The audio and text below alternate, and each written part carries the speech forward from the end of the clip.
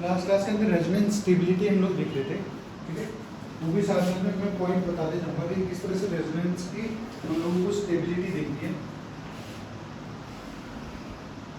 कुछ लिखी साथ साथ में, ठीक है।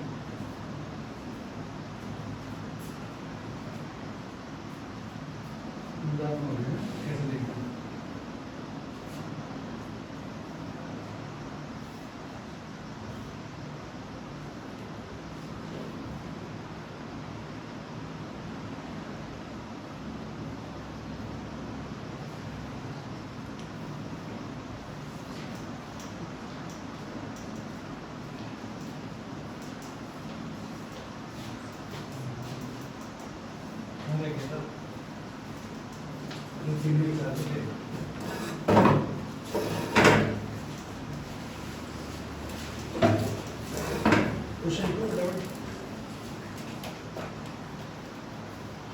रेजोनेंस स्टेबिलिटी निकालनी है आपको।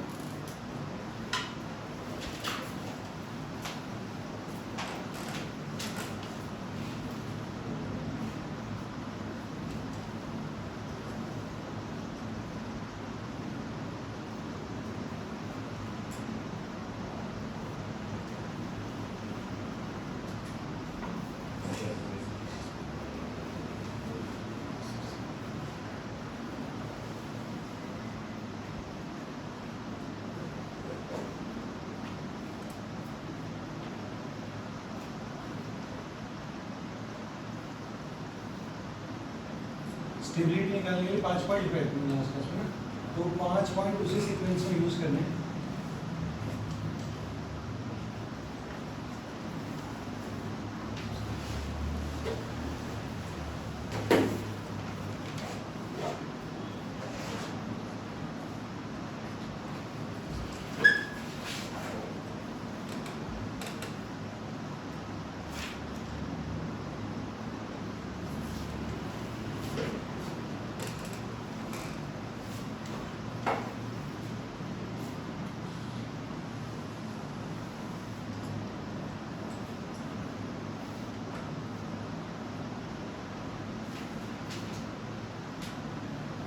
फर्स्ट क्वेश्चन हो गया, डिस्कस करेंगे। देखो, जब हम लोग स्टेबिलिटी कंपेयर करते हैं तो 5 पॉइंट जो देखते हैं, पहले मैं 5 पॉइंट रिपीट कर देता हूँ। फर्स्ट पॉइंट आपको कहता है greater number of covalent bond, जिसके अंदर जितने ज्यादा बॉन्ड होंगे वो उतना ही ज्यादा क्या होगा, स्टेबल होगा, ठीक है। ग्रेटर नंबर ऑफ बॉन्ड देखेंगे। सेकेंड पॉइंट कहता है अगर नंबर ऑफ बॉन्ड सेम है तो हम लोग सेकेंड पॉइंट में चेक करते हैं कि न्यूट्रल रेजोनेटिंग स्ट्रक्चर, जैसे देखो ये तीनों एक दूसरे के हैं रेजोनेटिंग स्ट्रक्चर्स है, बट इसके अंदर कोई भी चार्ज डेवलप नहीं है। यहाँ पर देख सकते हो है तो ओवरऑल ये भी न्यूट्रल, क्योंकि एक पॉजिटिव एक नेगेटिव है, ओवरऑल तो ये भी नेगेटिव है, बट इनको क्या बोलते हैं हम लोग, चार्ज्ड रेजोनेटिंग स्ट्रक्चर, ठीक है। तो जो न्यूट्रल रेजोनेटिंग स्ट्रक्चर होता है वो मेरे पास चार्ज रेजोनेटिंग स्ट्रक्चर से क्या होगा, ज्यादा स्टेबल होगा, ठीक है। थर्ड पॉइंट में हम लोग ये देखते हैं जिसके अंदर ऑक्टेट कंप्लीट हो हर एक एटम की, वो ज्यादा स्टेबल होगा किससे, इनकम्प्लीट ऑक्टेट से, ठीक है। हम लोग दो रेजोनेटिंग स्ट्रक्चर को जब कंपेयर कर रहे होंगे तो देखेंगे एक में ऑक्टेट कंप्लीट होगी और एक में क्या होगी, इनकम्प्लीट होगी। तो ऑक्टेट जिसकी कंप्लीट होगी वो मेरे पास क्या होगा, ज्यादा स्टेबल, ठीक है। फोर्थ पॉइंट देखेंगे हम लोग, नेगेटिव चार्ज मेरा ज्यादा इलेक्ट्रोनेगेटिव एटम के ऊपर ज्यादा स्टेबल होता है, ठीक है ना। नेगेटिव चार्ज ज्यादा इलेक्ट्रोनेगेटिव के ऊपर, पॉजिटिव चार्ज ज्यादा इलेक्ट्रोपॉजिटिव के ऊपर, या फिर कह सकते हैं ज्यादा कम इलेक्ट्रोनेगेटिव के ऊपर ज्यादा स्टेबल होता है, ठीक है। और फोर्थ बात थी, फिफ्थ पॉइंट जो लास्ट था आपका, कि जो सिमिलर चार्जेस होते हैं वो क्या होने चाहिए, एक दूसरे के पास में होने चाहिए, ठीक है। क्योंकि अगर आपके पास सिमिलर चार्जेस है तो दूर होना चाहिए, क्योंकि उनके बीच में क्या होगा, रिपल्शन होगा, रिपल्शन होगा तो स्टेबिलिटी क्या हो जाएगी मेरे पास, कम हो जाएगी, ठीक है। और अपोजिट चार्ज क्या होने चाहिए, एक दूसरे के पास में होने चाहिए। अपोजिट चार्ज पास में होंगे, अट्रैक्शन होगी, स्टेबिलिटी क्या हो जाएगी, इंक्रीज हो जाएगी, ठीक है। तो सिमिलर चार्ज क्या होने चाहिए, एक दूसरे के पास में। देखो अब इन्हीं 5 पॉइंट से आप सारे रेजोनेटिंग स्ट्रक्चर्स की स्टेबिलिटी को कैलकुलेट कर सकते ये मेरे पास 3 डायग्राम दिए, फर्स्ट क्वेश्चन है, इन तीनों के अंदर मुझे क्या करना है, एसीबी दर्ज कर दिया। ठीक है, देखो है कि नहीं, क्या आंसर आ रहा है इसका, एबीसी। क्यों, मैं बताता हूं। सबसे पहले point, greater number of covalent bond check करेंगे। 1 2 3 है यहाँ पर भी कितने, 1 2 3 1 2 3, सबके अंदर 3 बॉन्ड बने हुए। तो ये भाई फर्स्ट पॉइंट तो सबके लिए क्या है, सेम। दूसरा, न्यूट्रल रेजोनेटिंग स्ट्रक्चर ज्यादा स्टेबल होता है चार्ज से।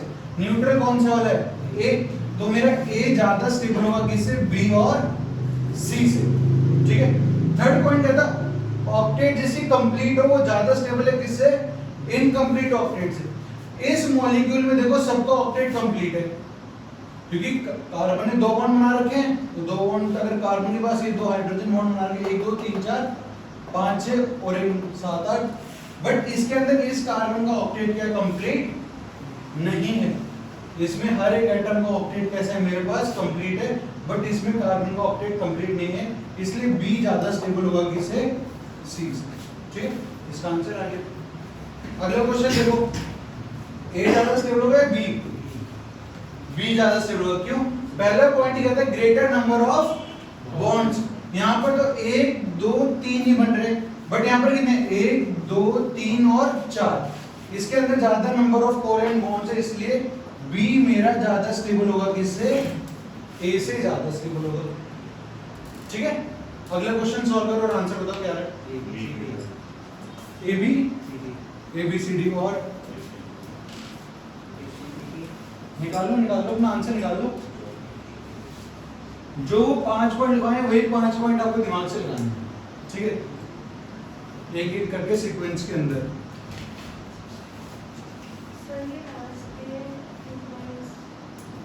देखो मैं बताता हूं, हम लोग लेफ्ट टू राइट जाते हैं, इलेक्ट्रोनेगेटिविटी क्या होती है, इंक्रीज करते जाती है। ठीक है, इलेक्ट्रोनेगेटिविटी मेरी क्या कर रही है, अब इंक्रीज कर रही है। यहाँ पर मैं देखूंगा तो फ्लोरीन पे माइनस चार्ज होता है, ऑक्सीजन पे 2 माइनस होता है, नाइट्रोजन पे 3 माइनस होता है। इधर आते तो सोडियम पे कैसे चार्ज होता है, प्लस, मैग्नीशियम पे +2, क्योंकि यहाँ के सारे एलिमेंट्स कैसे होते हैं, इलेक्ट्रोपॉजिटिव होते हैं, यहाँ पर कैसे होते हैं, इलेक्ट्रोनेगेटिव होते हैं। तो जब आप लेफ्ट टू राइट जाते हो तो इनके ऊपर जो नेगेटिव चार्ज की स्टेबिलिटी हो क्या करती है, इंक्रीज होती जाती है। क्यों, क्योंकि इलेक्ट्रोनेगेटिविटी का मतलब होता है tendency to attract share pair of electrons. इनकी इलेक्ट्रोनेगेटिविटी ज्यादा है तो नेगेटिव चार्ज को अपने ऊपर क्या रख सकते हैं, स्टेबल रख सकते हैं। ठीक है, इसलिए आपके पास नेगेटिव चार्ज मोर इलेक्ट्रोनेगेटिव पे ज्यादा स्टेबल होगा और पॉजिटिव चार्ज मोर इलेक्ट्रोपॉजिटिव पे ज्यादा स्टेबल होगा, या फिर हम कह सकते हैं जिसकी इलेक्ट्रोनेगेटिविटी कम हो, क्योंकि अगर वो इलेक्ट्रोपॉजिटिव हो तो इलेक्ट्रोनेगेटिव वो नहीं होगा। ठीक है, और लास्ट बात है सिमिलर चार्जेस वाला। यहाँ पर देखो पॉजिटिव नेगेटिव है, पॉजिटिव नेगेटिव है, पॉजिटिव नेगेटिव यहाँ पर पास में, बट यहाँ पर क्या हो गए, दूर हो गए। ठीक है, यहाँ पर दूर है, यहाँ पर पास में, तो ये 5th पॉइंट होता है। तो आप कंपेयर करना शुरू करो। पहले सबसे पहले नंबर ऑफ बॉन्ड्स देखोगे, कौन से में ज्यादा बॉन्ड है, कौन से में कम है। सेकंड, और न्यूट्रल है कि नहीं है। थर्ड, आपके पास ABCD का आंसर क्या है, सही आंसर। ठीक है,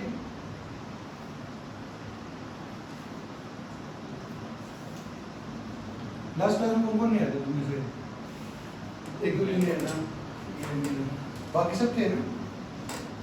ठीक है, वो वीडियो मैंने भेज दी, तेरी बात मान ली मैंने, 4K में कर दिया, वीडियो बना ली, और वो आधे घंटे की 34 GB की थी, वो अपलोड ही 3 घंटे में। ठीक है, ये कर लिया आपने, मैं आपको बोला था 10 SB पे नीचे कर, आपने 4K भी अपलोड करी, तो 4K भी अपलोड भी कर दी। चलो अपने पास ये है एक। ठीक है, अब यहाँ पर देखो 1 2 3 4 कोवेलेंट बॉन्ड है, यहाँ पर 1 2 3 4, यहाँ पर कितने 1 2 3 4 और यहाँ पर 1 2 3। ठीक है, ठीक है, तो भाई हमने ये तो पता चल गया इन तीनों में तो 4 है, इसमें कितने 3 है, तो D तो मेरे पास क्या हो गया, सबसे लास्ट में। अब कंपेयर करना है इन तीनों के अंदर। सेकंड पॉइंट क्या कहते हैं, न्यूट्रल वाला ज्यादा से होगा चार्ज से, पर ये तो तीनों ही कैसे हैं, चार्ज है, बात खत्म। तीसरा, ऑक्टेट की बात देखनी है हमें। अब आप इनमें से कब बताओ किसकी ऑक्टेट कंप्लीट नहीं होगी,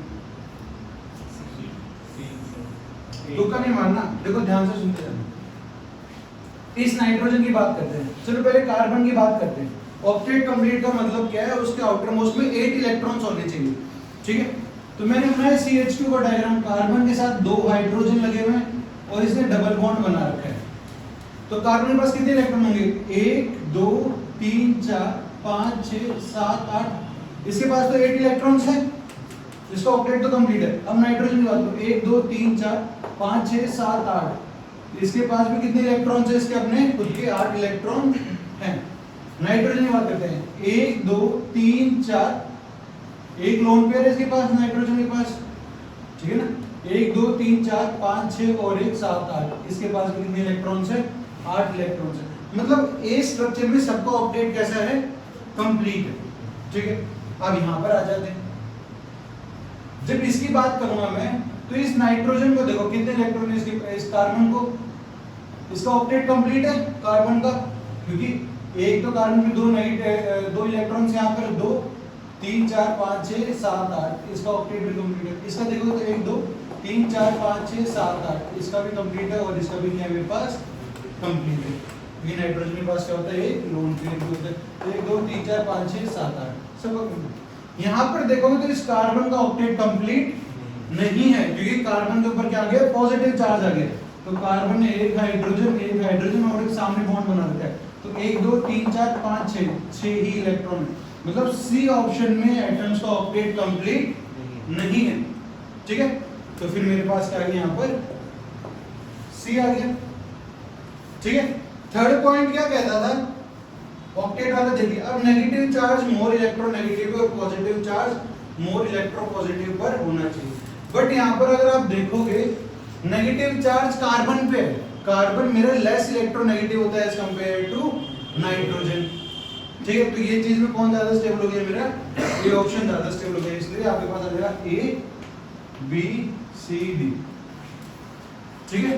ये प्रीवियस ईयर क्वेश्चन था। अब आ जाओ इसके ऊपर सीधा सा लो, B ज्यादा स्टेबल है किससे, A से, क्यों, 1 2 3 4 5 ही बॉन्ड है और यहाँ पर 1 2 3 4 5 6 बॉन्ड है, तो B मेरा ज्यादा स्टेबल होगा किससे, A से ज्यादा स्टेबल। लेकिन वहां पे नाइट्रोजन में पॉजिटिव चार्ज देखा तुमने कौन सा पॉइंट देखा पहले, नहीं देखना, हमने किस सीक्वेंस में चला, ऊपर से पहले ये पॉइंट देखेंगे, फिर ये फिर ये फिर ये और लास्ट में इस सीक्वेंस में चलना, ठीक है। चलो हो गया, अगले क्वेश्चन लिखते हैं। ये क्वेश्चन लिख लेना, ऐसा मत सोचना क्वेश्चन नहीं लिखोगे काम चल जाएगा, बाद में दिक्कत होगी। नहीं तो क्वेश्चन और आंसर दोनों चीज लिख के रखना, एक बार सोचते घर जाके खुद से सॉल्व करके आंसर निकालेंगे फिर कुछ भी नहीं हो पाता। कम से कम नोट्स बना के पहले रखो ताकि रिवीजन के टाइम पे भी काम आएगी। अगला क्वेश्चन लिखो,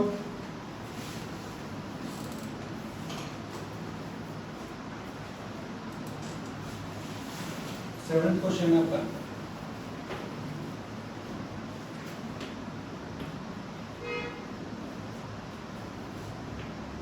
कार्बन पॉजिटिव चार्ज है, CH double bond CH2,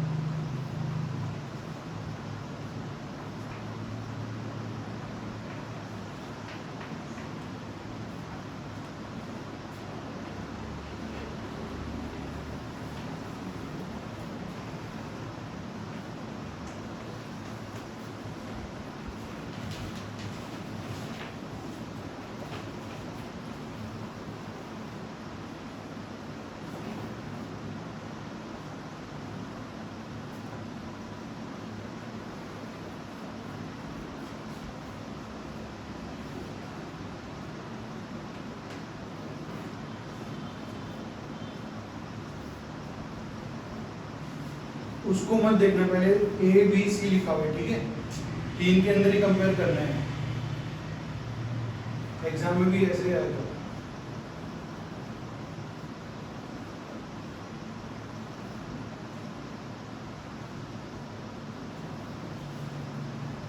positive है नेगेटिव है?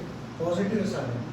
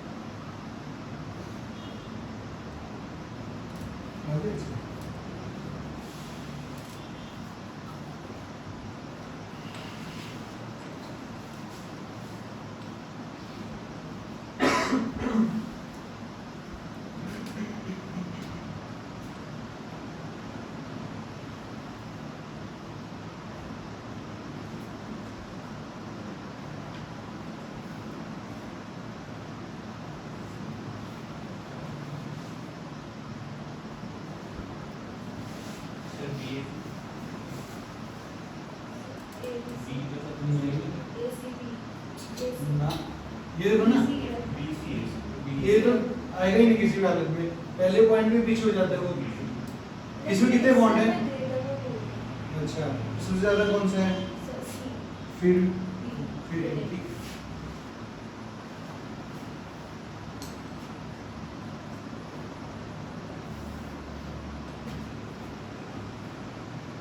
डन ना, ठीक है।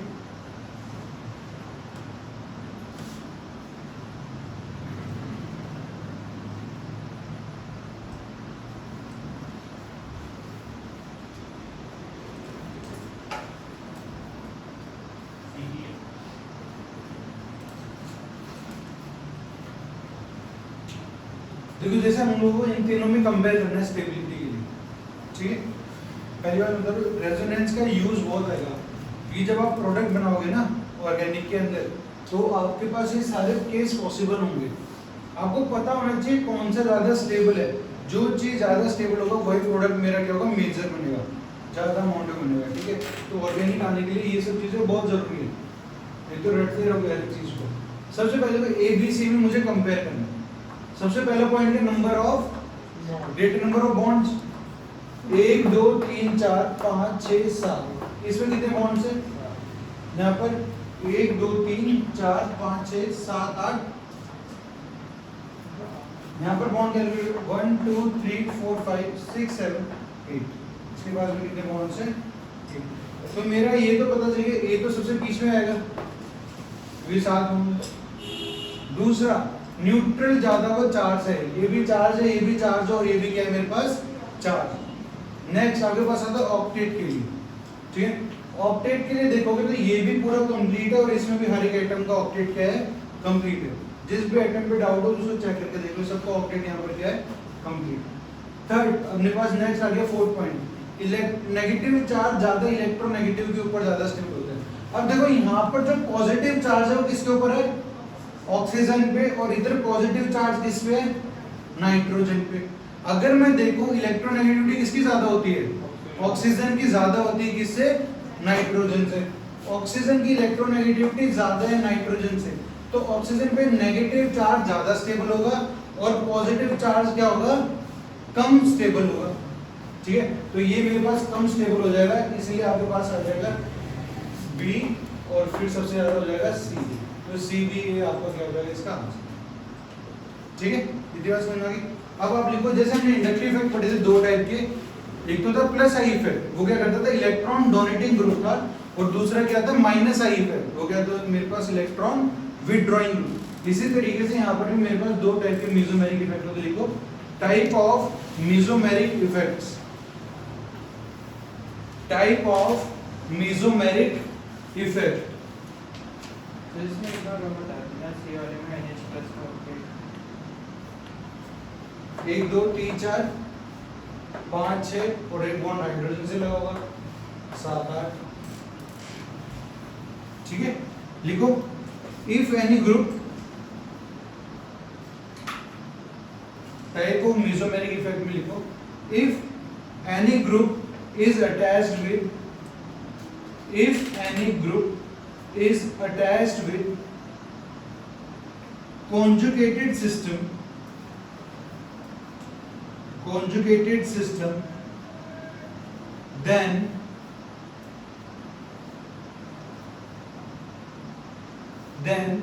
it can withdraw, then it can withdraw or donate electrons by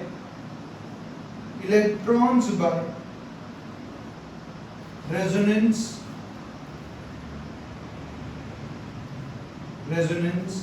on this basis resonance effect is of two types. On this basis resonance effect is of two types. First one is लिखो plus M effect, पहले लिखो plus M effect. This effect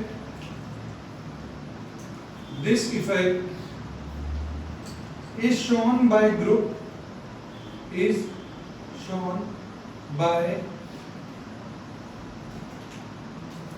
group containing lone pair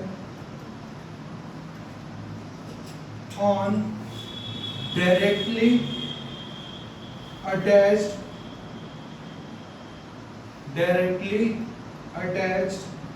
atoms,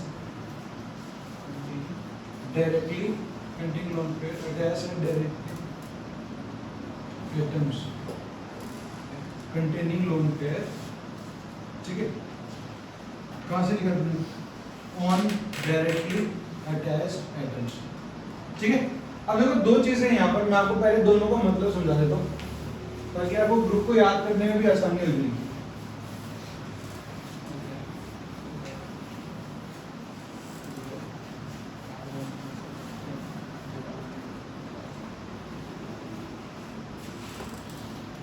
देखो एक तो है आपके plus M group और दूसरे हैं minus M group. Plus M वाले क्या करेंगे, इलेक्ट्रॉन्स को डोनेट करेंगे और माइनस एम वाले क्या करेंगे, इलेक्ट्रॉन्स को विड्रॉ करेंगे। अब खुद ही समझना, इनमें सारे एटम्स एक जैसे दिखाई देंगे, कैसे होंगे, समझो कार्बन डबल बॉन्ड कार्बन है, इसके साथ वो ग्रुप लगा होगा जो प्लस एम शो करने वाला है। इस ग्रुप की खासियत क्या होगी, इसके पास क्या प्रेजेंट होंगे, लोन पेयर प्रेजेंट होंगे, ठीक है। Lone pair single bond double bond देखोगे तो क्या होगा, रेजोनेंस, और माइग्रेट कौन करेगा, लोन पेयर माइग्रेट करेंगे। तो यहां से इलेक्ट्रॉन्स कहां जा रहे होंगे, कार्बन डबल बॉन्ड कार्बन के पास जा रहे हैं। तो ये ग्रुप क्या कर रहा है, इलेक्ट्रॉन डोनेशन में काम कर रहा है, जिससे इसको क्या बोलेंगे, इलेक्ट्रॉन डोनेटिंग ग्रुप, ठीक है।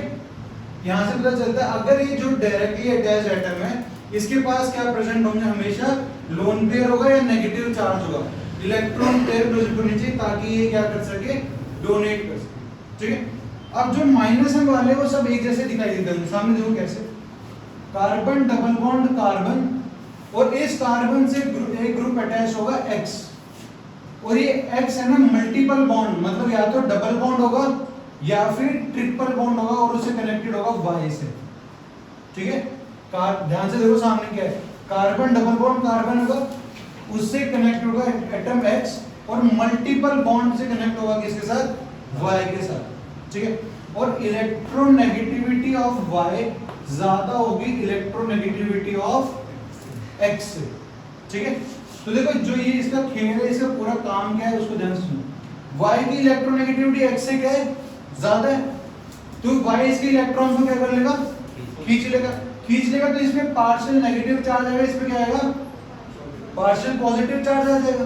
अब देखो double bond single bond positive charge का जब रेजोनेंस होता है तो इलेक्ट्रॉन्स कहां से माइग्रेट करते हैं, डबल बॉन्ड से माइग्रेट करते हैं, तो ये इलेक्ट्रॉन्स यहां पर जा रहे होंगे, तो यहां से तो इलेक्ट्रॉन सब क्या हो रहे हैं, बाहर जा रहे हैं। ये जो ग्रुप लगा हुआ है यहां से इलेक्ट्रॉन्स को क्या कर रहा है, विथड्रॉ कर रहा है, ठीक है, तो ये इस तरह का स्केलेटन आपको कभी भी दिखाई देता है तो आप देखते समझ जाना कि मेरे पास कैसा होगा, -m ग्रुप होगा जो कि इलेक्ट्रॉन विड्रॉइंग ग्रुप है।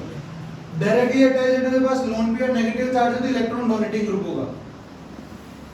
एग्जांपल के तौर पे दिखाऊंगा आपको, तो देखो carbon double bond carbon, carbon double bond CH3 आपसे पूछा भाई ये ग्रुप का काम क्या है। आप देखो कार्बन है X कनेक्टेड है किसके साथ, Y के साथ, दोनों के बीच में मल्टीपल बॉन्ड आ गया, ऑक्सीजन की इलेक्ट्रोनेगेटिविटी कार्बन से ज्यादा है तो ये तो पार्शियल नेगेटिव चार्ज, कार्बन पे क्या आ जाएगा, पार्शियल पॉजिटिव चार्ज। ठीक है, तो यहाँ से इलेक्ट्रॉन्स इस ग्रुप की तरफ जाएंगे, ये इलेक्ट्रॉन को क्या करेगा, यहाँ से विथड्रॉ करेगा, बाहर निकालेगा। ठीक है, तो आपके पास जब भी इस तरह के लगेंगे तो -m, ये ऐसे लगेंगे तो वो कैसा होगा मेरे पास +m होगा। ठीक, आप लिखो एक टेबल, मैं लिखवा देता हूँ पावर के साथ, फिर आगे क्वेश्चंस करेंगे। ये लिख लो पहले ऊपर जो लिखा हुआ है और साथ में टेबल भी लिखते जाना।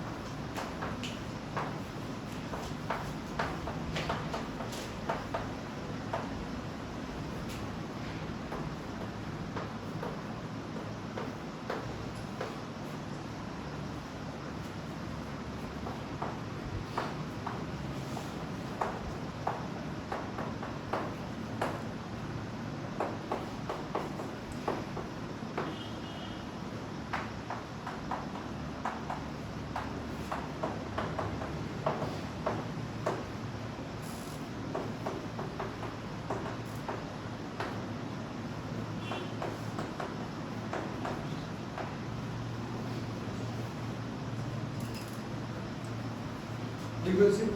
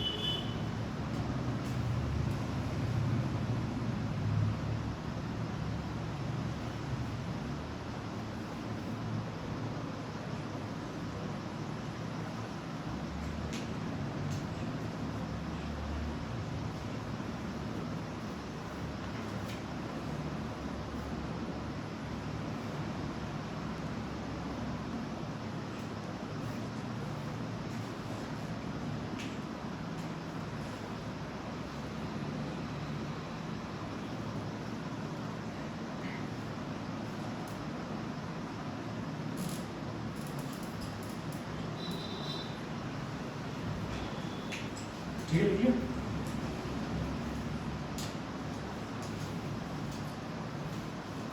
हेडिंग डालो, इसके बाद हाइपर कॉन्जुगेशन, एक दो इफेक्ट और बचते हैं, हाइपर कॉन्जुगेशन एक मेन है, उसके बाद इसके ऊपर बहुत सारे क्वेश्चन करेंगे हम लोग, हाइपर कॉन्जुगेशन, रेजोनेंस और इंडक्टिव इफेक्ट के ऊपर।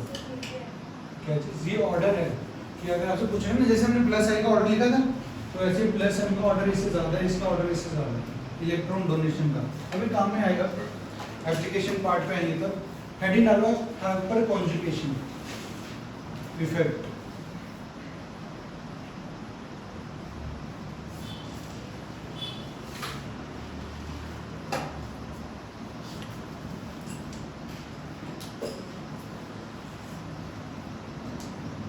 ठीक है, ठीक है, लिखो आप इसके अंदर, it is a special type of resonance in which sigma bond delocalize with pure p orbital or pi bond with pure p orbital और pi bond। ठीक है, ये आपने लिखा। अभी सामने समझना इस चीज को, इसका मतलब क्या है, फिर आगे बात करेंगे कि किस किस टाइप के होते हैं और इसको देखने का तरीका। इंडक्टिव इफेक्ट हम लोग कैसे देखते हैं कि ज्यादा इलेक्ट्रोनेगेटिव हो गए या फिर कम इलेक्ट्रोनेगेटिव एटम से कनेक्टेड है तो पता चल जाता है। रेजोनेंस हमने सेकंड पढ़ा, उसमें क्या देखते हैं, कॉन्जुगेशन कि अल्टरनेट पोजीशन पे या तो इलेक्ट्रॉन डोनेटिंग ग्रुप होंगे या फिर क्या होगा, इलेक्ट्रॉन विड्रॉइंग ग्रुप होगा। हाइपर कॉन्जुगेशन को क्या कैसे देखते हैं, जैसे ये मैं बनाया CH3 और इसके बगल में है CH2 और उसमें पॉजिटिव चार्ज में, ये कार्बन की हाइब्रिडाइजेशन कैसी है, ये मेरे पास कैसा है sp3, इसके बगल वाला कार्बन की हाइब्रिडाइजेशन कैसी है, ये कार्बन मेरे पास कैसा है sp2 है। तो जब भी आपके पास sp2 हाइब्रिडाइज्ड कार्बन के बगल में क्या प्रेजेंट हो sp3, तो वहां पर मेरे पास क्या लग रहा होगा, हाइपर कॉन्जुगेशन लग रहा होगा। क्या है, ध्यान रखना आपको, sp2 के बगल में क्या होना चाहिए, sp3 होना चाहिए। अब देखो आपने क्या लिखा है, डीलोकलाइज हुआ क्या, sigma bond with pure p orbital या फिर पाई बॉन्ड। होता क्या है, आपके पास ये केस है, समझ लो मैं इसका, ये भी रेजोनेंस जैसा ही है, क्यों इसको स्पेशल केस बोला वो सोचो। H+ अगर बाहर निकलता है, ठीक है, H+ बाहर निकलता है यहां से, मैं बनाता हूं, यहां से H+ बाहर निकला, ये हाइड्रोजन इसके साथ कनेक्टेड है, ये हाइड्रोजन इसके साथ कनेक्टेड है, सामने क्या है मेरे पास CH2। खुद ही ध्यान से सुनना भाई, अगर H+ बाहर निकलता है तो इस पे चार्ज कैसा आएगा, नेगेटिव। भाई H+ निकलना मतलब इसका इलेक्ट्रॉन कार्बन ने रख लिया, negative charge single bond positive charge, conjugation है कि नहीं, है कि नहीं, मेरे पास negative charge single bond positive charge, और माइग्रेट कौन करेगा, नेगेटिव चार्ज यहां पर आ जाएगा। जब यहां से इलेक्ट्रॉन्स यहां पर आ रहे होंगे तो दोनों के बीच में कौन सा बॉन्ड का फॉर्मेशन होगा, पाई बॉन्ड का, जो कि मेरे पास ये आ जाएगा। तो देखो सिग्मा बॉन्ड था, पहले सिंगल बॉन्ड लगा हुआ था, अब उससे क्या बन गया, पाई बॉन्ड बन गया। ठीक है, इसलिए इसको आपको मैंने देखो पहली लाइन पढ़ के देखो खुद से, आपको बात समझ में आएगी। रेजोनेंस हो रहा है, इसलिए स्पेशल टाइप ऑफ रेजोनेंस बोल दिया, जहां पर सिग्मा बॉन्ड डीलोकलाइज हो गया, किसमें फॉर्म हो रहा है, p ऑर्बिटल या फिर पाई बॉन्ड का फॉर्मेशन कर रहा है। आगे बात समझ में, ठीक है, ये तो इसका एक मैंने हाइपर कॉन्जुगेटिव स्ट्रक्चर बनाया। अब आप खुद ही सोचो, जरूरी थोड़ी है कि भाई मेरे पास ये जो हाइड्रोजन यहाँ पर लगा हुआ था, ये वाला, यही बाहर निकले, अरे हो सकता है ये वाला भी तो निकल सकता है, ठीक है ना, हो सकता है मेरे पास ये वाला भी निकल जाए, जरूरी थोड़ी ऊपर वाला निकलेगा, क्योंकि यहाँ तो कार्बन के साथ 3 हाइड्रोजन कनेक्टेड है, तो कोई सा भी निकल सकता है। तो इसके बाकी के 2 हाइपर कॉन्जुगेटिव जो स्ट्रक्चर होंगे वो इसके जैसे ही होंगे, बट इस बार H+ ये वाला निकलेगा, ऊपर हाइड्रोजन लगा होगा, नीचे हाइड्रोजन लगा होगा, डबल बॉन्ड CH2, और एक हाइपर कॉन्जुगेटिव स्ट्रक्चर और बन जाएगा, जो कि मेरे पास ऊपर वाले दोनों लगे रहेंगे, नीचे वाला H+ बाहर निकलेगा और डबल बॉन्ड CH2 यहाँ पर आ जाएगा। ठीक है, तो कितने हाइपर कॉन्जुगेटिव स्ट्रक्चर इसके, 3। अब देखो हमेशा ये कैलकुलेट करने की जरूरत आपको नहीं पड़ेगी, आपको करना क्या है, ध्यान से सुनो, पहले बाद में लिख लेना, कहीं नहीं जा रहे हम लोग, यहीं पे। ये अपने पास क्या है, sp2 है, sp2 के बगल में क्या लगा हुआ है, sp3, इसको बोलते हैं अल्फा कार्बन। sp2 के बगल वाले कार्बन को क्या बोलेंगे, अल्फा कार्बन। अल्फा कार्बन में कितने हाइड्रोजन लगे हुए हैं, 3। जितने हाइड्रोजन होंगे उतने ही मेरे पास क्या होंगे, हाइपर कॉन्जुगेटिव स्ट्रक्चर होंगे। भाई कर क्या रहे हैं, पहले ये हाइड्रोजन हटा रहे हैं, फिर ये वाला हटा रहे हैं और फिर ये वाला हटा रहे हैं, तो हम लोग क्या करेंगे, sp2 हाइब्रिड कार्बन के बगल वाला कार्बन जो कि मेरा अल्फा कार्बन होना चाहिए, और ऊपर से वो कैसा होना चाहिए, sp3 होना चाहिए, ठीक है ना, sp2 के बगल वाला कार्बन जो कि sp3 होगा, आप उस पर हाइड्रोजन कैलकुलेट कर लो बस। उतने ही उसके क्या होंगे, हाइपर कॉन्जुगेटिव स्ट्रक्चर होंगे। ठीक है, तो ये अब लिखना, इससे पहले लिखो, ये स्ट्रक्चर बनाने से पहले, this is also known as, पहले डेफिनेशन लिखवाई थी मैंने, क्यों करिए अब जल्दबाजी लिखने में, अब मैं इधर देख रहा है, मैं तो मना ही कर रहा था, मतलब this is also known as, थोड़ी सी जगह छोड़ के लिख ले फिर ऊपर बना, this is also known as no bond resonance, no bond resonance, comma Baker Nathan effect, Baker BAKER, Baker Nathan NATHAN effect, और सिग्मा P और sigma pi resonance, sigma P और सिग्मा पाई रेजोनेंस, तीनों नाम है इसके। हाइपर कॉन्जुगेटिव तो है इसका नाम, ठीक है ना, हाइपर कॉन्जुगेशन तो है, उसके साथ एग्जाम में लिखा हुआ आ सकता है नो बॉन्ड रेजोनेंस लिखा है, उसका मतलब भी हाइपर कॉन्जुगेशन है। बेकर-नाथन इफेक्ट पूछा गया है तो भी हाइपर कॉन्जुगेशन है, और सिग्मा P और सिग्मा पाई रेजोनेंस लिखा हुआ है, इसका मतलब भी वो क्या है मेरे पास हाइपर कॉन्जुगेशन की ही बात कर रहे हैं। ठीक है, और उसके लिए क्या चीज जरूरी है, sp2 के बगल में क्या होना चाहिए, sp3। अब देखो sp2 के बगल में अगर sp3 है बट उसके पास अगर हाइड्रोजन नहीं हुए तो क्या वो हाइपर कॉन्जुगेशन शो कर पाएगा? बाय चांस मैं यहाँ पर भी कार्बन लगा दूं, यहाँ पर भी कार्बन लगा दूं, यहाँ पर भी क्या लगा दूं, कार्बन लगा दूं, तो अब इस कार्बन के पास हाइड्रोजन तो अवेलेबल है ही नहीं, भाई कार्बन निकलेगा तो दोनों की इलेक्ट्रोनेगेटिविटी तो सेम है ना, फ्री रेडिकल आ जाएगा। अब यहाँ पर बॉन्ड तो नहीं बन पाएगा इनके बीच में, तो अगर इसके पास हाइड्रोजन नहीं है, मतलब अल्फा हाइड्रोजन, जो यहाँ पर ये 3 अल्फा हाइड्रोजन लगे हुए थे, ये हाइड्रोजन लगे हुए थे, इसको हम क्या बोलेंगे, 3 अल्फा हाइड्रोजन प्रेजेंट है इसके पास, इसलिए इसके 3 हाइपर कॉन्जुगेटिव स्ट्रक्चर बने। अगर अल्फा कार्बन पे एक भी हाइड्रोजन नहीं होगा तो हाइपर कॉन्जुगेशन शो नहीं करेगा। ठीक है, लिख लो इसे, बना लो फटाफट, फिर आगे लिखते हैं।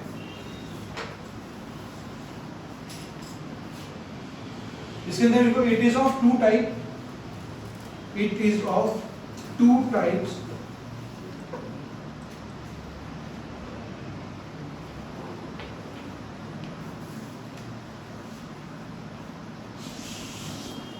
it is of 2 types। ठीक है, एक तरफ लिखना प्लस H और एक तरफ लिखना माइनस H।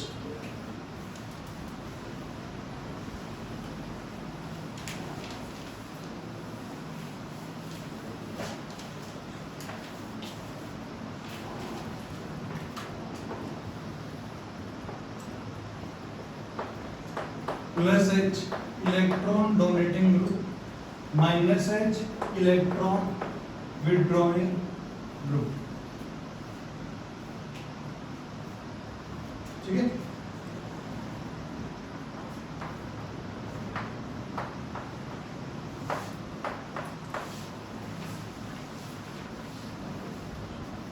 और जब प्लस H की पावर देखते हैं हम लोग, सामने देखो कार्बन हाइड्रोजन बॉन्ड क्या ज्यादा प्लस H होता है as compared to carbon deuterium और कार्बन ड्यूटेरियम। ठीक है, क्यों? अब जो यहाँ पर कार्बन और हाइड्रोजन का बीच का बॉन्ड होगा, एक तरफ कार्बन और ड्यूटेरियम और कार्बन और इसके बीच का बॉन्ड है, मुझे पता है ये बॉन्ड क्या होता है, आसान होता है, तो आसानी से टूट जाएगा, H+ आसानी से निकल जाएगा, आसानी से नेगेटिव चार्ज हो जाएगा, बॉन्ड में क्या होगा, जल्दी से फॉर्म हो जाएगा। इसलिए यहाँ पर इलेक्ट्रॉन डोनेशन टेंडेंसीज की क्या होती है, ज्यादा अच्छी होती है। वहीं पे हम लोग जब प्लस I की बात करते हैं तो वहां पर क्या होता है, T का ज्यादा अच्छा होता है D से, और D का ज्यादा अच्छा होता है किससे, हाइड्रोजन से। हाइड्रोजन का बताया मैंने, 0 इंडक्टिव इफेक्ट आता है, प्लस I के अंदर लिखवाया था मैंने ये। बट जब यहाँ पर आप लोग बात करते हो प्लस H का, तो CH बॉन्ड का ज्यादा होता है, फिर CD, और फिर क्या होता है आपके पास CT बॉन्ड शो होता है। माइनस H आपके पास कार्बन हाइड्रोजन बॉन्ड शो करते हैं, फ्लोरीन, क्लोरीन, ब्रोमीन होगा और आयोडीन होगा X। वो नहीं शो करेगा, नहीं, हाँ, कौन सा होगा कि हाइपर कॉन्जुगेशन की अगर हम लोग बात करें, ये चीज है क्योंकि आपके पास क्या है, sp2 कार्बन के बगल में sp3 होगी, तभी हम लोग शो करते हैं इसको, क्योंकि O के साथ जब हाइड्रोजन बॉन्ड बना हुआ है तो उसकी बॉन्ड स्ट्रेंथ अलग है एज कंपेयर टू जब कार्बन के साथ हाइड्रोजन का बॉन्ड। अल्फा और सबका सेम रहेगा किनका? मतलब कि -x वाला का सब इसके लिए आपके और फैक्टर देखेंगे हम लोग। क्यों मैंने क्यों बोला ऐसी बात? आप देखो जब फ्लोरीन क्लोरीन ब्रोमीन आयोडीन की बात करते हैं तो आपके पास फ्लोरीन क्लोरीन ब्रोमीन और आयोडीन जो है ये माइनस आई इफेक्ट शो करते थे, और अभी ऐसे पहले हम लोगों ने प्लस एम पढ़ा, तो इसको हमने कौन सी केस में रखा है? प्लस एम की कैटेगरी में रखा है। तो प्लस एम की तरह अगर ये जॉइंट है तो इलेक्ट्रॉन डोनेशन में काम कर रहे हैं, और माइनस आई देखोगे तो क्या कर रहे हैं? इलेक्ट्रॉन विड्रॉइंग का काम कर रहे हैं। बट हैलोजेंस के लिए इनका माइनस आई ज्यादा इफेक्टिव होता है इनके प्लस एम ग्रुप इफेक्ट से। ठीक, इसकी बात करेंगे, इसके भी चिंता मत करो, आगे चलिए। ये लिख लिया, लिख लो।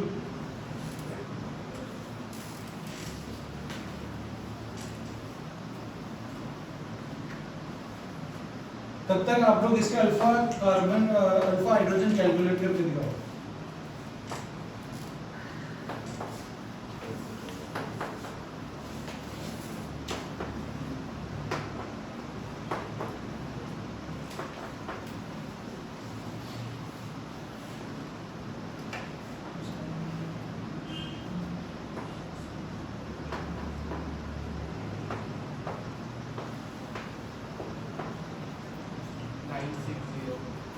क्या? 0, ठीक है। sp2 बगल में sp3 sp3 sp3, तो ये भी अल्फा कार्बन है, ये भी अल्फा कार्बन है, और ये भी कैसा है मेरा अल्फा कार्बन। 3 6 9 तो 9 अल्फा हाइड्रोजन। ये sp2 कार्बन है, इसके बगल में ये कार्बन कैसा है? sp3 है, तो ये भी अल्फा कार्बन, ये कार्बन भी कैसा है? sp3 है, तो ये भी कैसा है? Alpha carbon. 3 और 3 6 अल्फा हाइड्रोजन प्रेजेंट हो। यहाँ पर इसके बगल में ये तो खुद तो sp2 है, बट इसके बगल में sp3 है ही नहीं, तो इसके पास कितने? 0 अल्फा है। अब देखो जब भी कार्बन हैलोजन बॉन्ड बना होता है तो वो किसका काम करता है? प्लस H इफेक्ट शो करता है, और इलेक्ट्रॉन क्या करेगा? डोनेट करने की टेंडेंसी रखता है। अगर कार्बोकैटायन को ये भी इलेक्ट्रॉन्स दे रहा है, ये भी इलेक्ट्रॉन देगा और ये भी इलेक्ट्रॉन देगा, तो क्या होगा? ये ज्यादा स्टेबल होने की कोशिश हो जाएगी, जल्दी ज्यादा न्यूट्रल होगा। यहाँ पर मेरे प्लस H यहाँ से लगेगा और सिर्फ यहाँ से लगेगा, 2 ही ग्रुप लगा है, पर यहाँ पर कोई भी नहीं लगा। इनकी स्टेबिलिटी देखोगे तो A की ज्यादा स्टेबिलिटी होगी B से, और B की ज्यादा स्टेबिलिटी होगी किससे? C से। ठीक है, इस चीज को भी लिख लेना, ये लिख लो, फिर वो लिखना साइड में।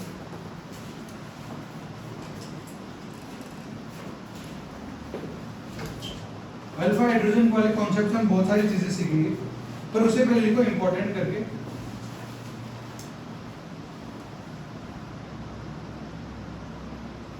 इंपॉर्टेंट और नोट करके लिखना। चलो लिखो, पहले वो साइड में जो क्वेश्चन लिखा उसको लिख लो, स्टेबिलिटी ऑर्डर करके तीनों पॉइंट पे लिख लेना और आंसर लिख लेना उसका। क्वेश्चन लिख लो पहले स्टेबिलिटी ऑर्डर करके।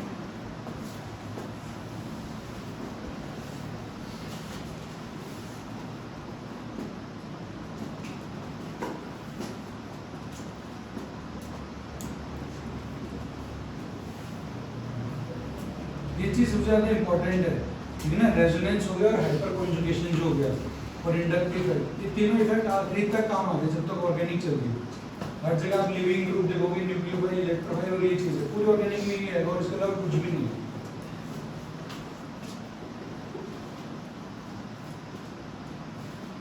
अगर ये चीज आपको ढंग से समझ में आती है तो कोई भी एक्सेप्शन नहीं है। एनसीईआरटी में बहुत जगह लिखा हुआ कि एक्सेप्शन याद रखना है, बट अगर ये तरीके पता हम लोग किस तरह से निकालते हैं स्टेबिलिटी ऑर्डर, फिर एक भी एक्सेप्शन नहीं है। याद रखिए, कोई जरूरत नहीं, आप खुद ही आंसर निकालोगे। ठीक है, लिखो फॉर हाइपर कॉन्जुगेशन, इंपॉर्टेंट करके लिखना, for hyper conjugation at least 1 alpha hydrogen, at least 1 alpha hydrogen should be present at should be present at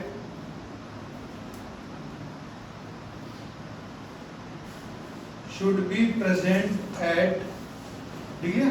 अब एग्जाम में ये स्टेटमेंट एज इट इज आएगी और वहां लिखा होता है SP और यहाँ लिखा होता है X।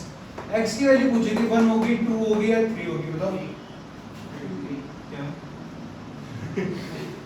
SPX लिखा होता है और X की वैल्यू पूछी थी 4 तो हो नहीं सकती है, ठीक है।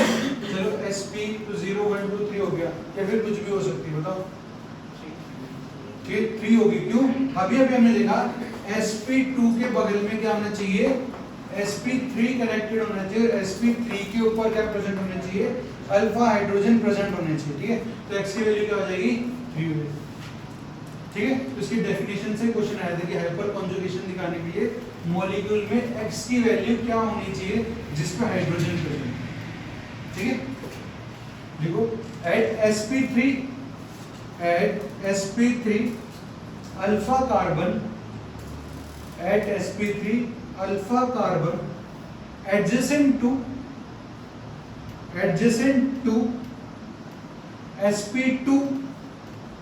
adjacent to sp2 hybrid carbon, sp2 के बगल में sp3 होना चाहिए और sp3 पे हाइड्रोजन होने चाहिए।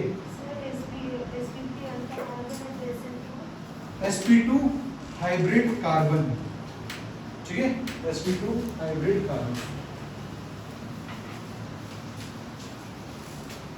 ठीक है। अब उसके नीचे लिखो कि अगर आपको कभी भी स्टेबिलिटी ऑफ या तो एल्कीन कैलकुलेट करना हो या कार्बोकैटायन कैलकुलेट करना हो या फिर आपके पास फ्री रेडिकल कैलकुलेट करना हो, तो ये डायरेक्टली प्रोपोर्शनल होता है किसके, प्लस एच के, ठीक है, हाइपर कॉन्जुगेशन के। और ये डायरेक्टली प्रोपोर्शनल होता है मेरे पास number of hyper conjugated structure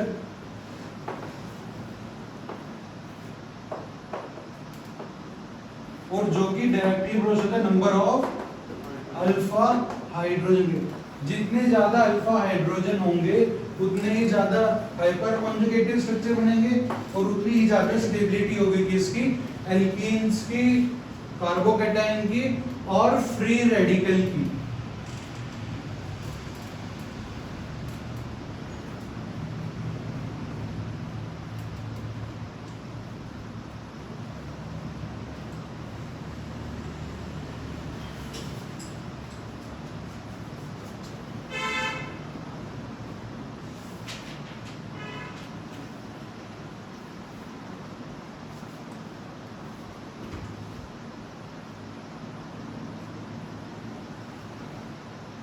ठीक है, लिख लिया।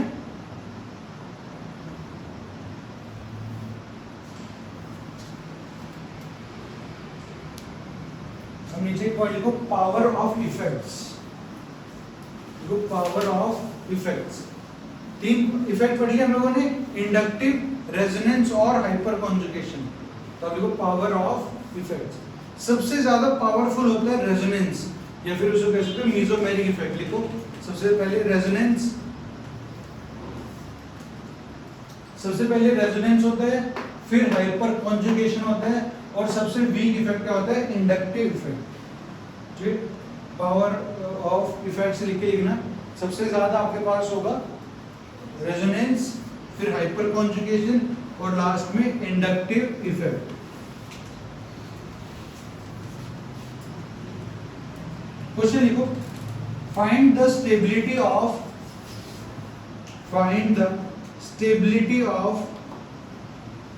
alkenes, find the stability of alkenes।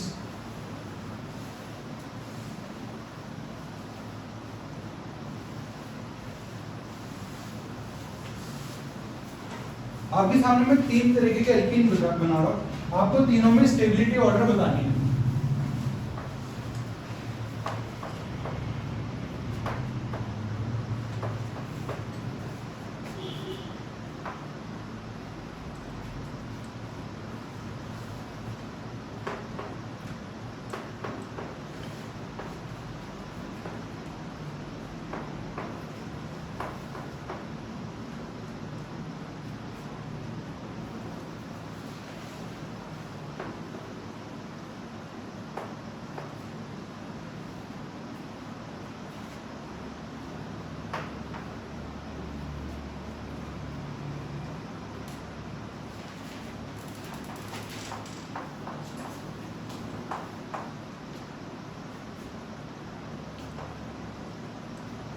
दिमाग लगा के पहले बताओ तीनों में से सबसे ज्यादा स्टेबल कौन सी होगी?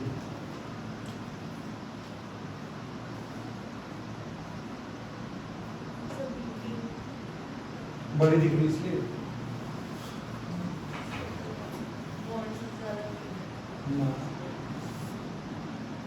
Greater number of covalent bonds कब कैलकुलेट कर रहे थे? जब हम रेजोनेटिंग स्ट्रक्चर से कंपैरिजन कर रहे थे, ठीक है? ये तीन एक दूसरे रेजोनेटिंग स्ट्रक्चर थोड़ी है, तो वो 5 पॉइंट यहाँ नहीं लगाने। इसमें एक मतलब एक पे 5 है, इस पे भी 5 है, नीचे वाले में 3 है और उस पे सिर्फ 2 क्या और क्या कहते हैं हाइपर कंट्रोल। और सबसे ऊपर क्या लिखा हुआ है? सबसे ज्यादा स्टेबिलिटी किसकी होती है? क्या तीनों में रेजोनेंस लग रहा है? किसमें लग रहा है? कॉन्जुगेशन किसमें प्रेजेंट है? फर्स्ट वाले में प्रेजेंट है। वही देखो ना, double bond single bond double bond, यहाँ के डबल बॉन्ड सिंगल बॉन्ड आ गया, double bond single bond double bond आ गया, तो यहाँ पर तो रेजोनेंस नहीं लगेगा। यहाँ पर देखो डबल बॉन्ड कॉन्जुगेशन में नहीं है, लगातार है, क्यूमुलेटेड डबल बॉन्ड्स है, एक के बाद एक आ गया, बीच में गैप नहीं आया, तो रेजोनेंस किसके अंदर हो रहे हैं? फर्स्ट वाले केस के अंदर। तो ए मेरा पास क्या होगा? सबसे ज्यादा स्टेबल होगा। अब जब बी और सी की बात करेंगे तो ये कैसा हाइब्रिडाइज्ड है? ये भी sp2, तो ये दोनों तो sp2 हो गए। जैसे बगल में अल्फा कार्बन होगा, ये भी क्या होगा मेरे पास? अल्फा कार्बन होगा। ये दोनों sp2 है कि नहीं है? ये भी sp2, ये भी, इसके बगल वाला अल्फा तो कैलकुलेट हो गया, इधर वाला ये भी मेरे पास क्या है? अल्फा। तो अल्फा हाइड्रोजन कितने हैं? 3 2 5 5 + 3 8 अल्फा है। यहाँ पर देखो sp2 है, ये तो sp हो गया, ये sp2 हो गया, sp2 के बगल में ये अल्फा, sp2 के बगल में ये अल्फा, 3 + 3 कितने हैं? 6। तो B की स्टेबिलिटी से क्या होगी? ज्यादा होगी, ठीक। आप सबसे पहले क्या देखोगे? रेजोनेंस, क्योंकि उसकी पावर ज्यादा होती है, फिर किसको? हाइपर कॉन्जुगेशन, ठीक है। ये जो होते हैं इस तरह के एल्कीन्स जहां पर double bond single bond double bond आ रहा है, इसको बोलते हैं कॉन्जुगेटेड एल्कीन्स। क्या बोलते हैं? कॉन्जुगेटेड एल्कीन्स, ठीक है। यहाँ पर अगर डबल बॉन्ड सिंगल बॉन्ड आ गया, एक दूसरे से इनका कोई मतलब ही नहीं है, ठीक है ना, लगातार वो नहीं आ रहे, तो इनको बोलते हैं आइसोलेटेड एल्कीन्स। क्या बोलते हैं? आइसोलेटेड, क्योंकि ये डबल और वो डबल बॉन्ड का कोई मतलब नहीं है, बहुत दूर दूर है, इनको क्या बोलते हैं? Isolated alkene. और यहाँ पर डबल बॉन्ड एक दूसरे के जस्ट बाद आ गया, डबल बॉन्ड कॉन्जुगेट लगातार आ रहा है, कंटीन्यूअस, इसको बोलते हैं क्यूमुलेटेड एल्कीन्स। तो तीनों में ज्यादा स्टेबल कौन होता है? कॉन्जुगेटेड एल्कीन्स, फिर होते हैं आइसोलेटेड एल्कीन्स, और लास्ट में क्या होते हैं? क्यूमुलेटेड एल्कीन्स, ठीक है। लिखो आप इसको फटाफट। तो लेकिन हमने बोला सर डबल बॉन्ड में पहले प्लस H स्टेबल आता है ना, डबल बॉन्ड का ये डबल बॉन्ड, स्टेबिलिटी और डबल बॉन्ड हाँ, एल्कीन तो क्या हो गया? फिर अब आते हैं नहीं लग रही ना, कहाँ पर? फर्स्ट वाले में हाइपर कॉन्जुगेशन लग भी रही हो, अगर यहाँ पर H की जगह यहाँ पर CH3 और यहाँ पर इसको हटा के यहाँ पर CH3 लग भी रही हो ना, तो भी double bond single bond double bond आ रहा है, रेजोनेंस ज्यादा पावरफुल होता है किससे? हाइपर कॉन्जुगेशन से, ठीक है। इसलिए ये इन दोनों में हम लोग हाइपर कॉन्जुगेशन दिखा है। देखो आप क्वेश्चन लिख लिया, आंसर लिख लिया। फर्स्ट वाला कौन सा एल्कीन है? Conjugated alkene. लिखो इसके नीचे, if resonance condition is similar, इस क्वेश्चन के लिए लिखा रहा हूं मैं, ये इंपॉर्टेंट पॉइंट है, ठीक है। जब आप ये पढ़ रहे हो एल्कीन चैप्टर आएंगे, उसके अंदर पूछा गया है एनसीईआरटी के अंदर कि इसमें से कौन ज्यादा स्टेबल और क्यों है। देखो, if resonance condition is similar then stability of alkene, then if resonance condition is similar, then stability of alkene is only decided by hyperconjugation.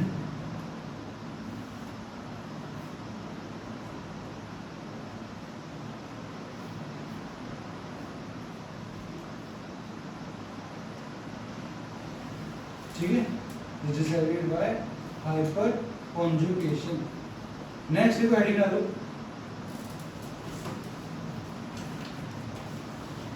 Heat of hydrogenation. Heading डालो, हीट ऑफ हाइड्रोजनेशन.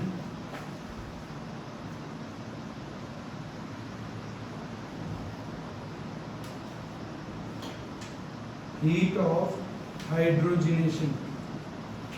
ठीक है, देखो अब heat of hydrogenation क्या चीज है पहले वो समझते हैं, फिर उसको कैलकुलेट भी करेंगे. आपके पास कोई भी एल्कीन है, जैसे मैंने लिखा CH2 डबल बॉन्ड CH2, ये क्या है मेरे पास एल्कीन है. मैं इसका रिएक्शन कराता हूं किसके साथ, हाइड्रोजनेशन के साथ, मतलब हाइड्रोजन के साथ करा रहा हूं, इसलिए क्या हाइड्रोजनेशन. ठीक है, ये कन्वर्ट हो जाएगा किसके अंदर, CH3 और CH3 के अंदर. एल्कीन था, हाइड्रोजन ऐड कर दोगे तो क्या बन जाएगा, एल्केन बन जाएगा. ठीक है, ये मेरे पास क्या बन गया, एल्कीन. एल्केन ज्यादा स्टेबल होते हैं, एल्कीन ज्यादा स्टेबल होते हैं. एल्केन ज्यादा स्टेबल होते हैं क्योंकि वो लेस रिएक्टिव होते हैं, इसलिए पैराफिन्स कहा जाता है उनको. ये चीज कैसी थी, अनस्टेबल थी.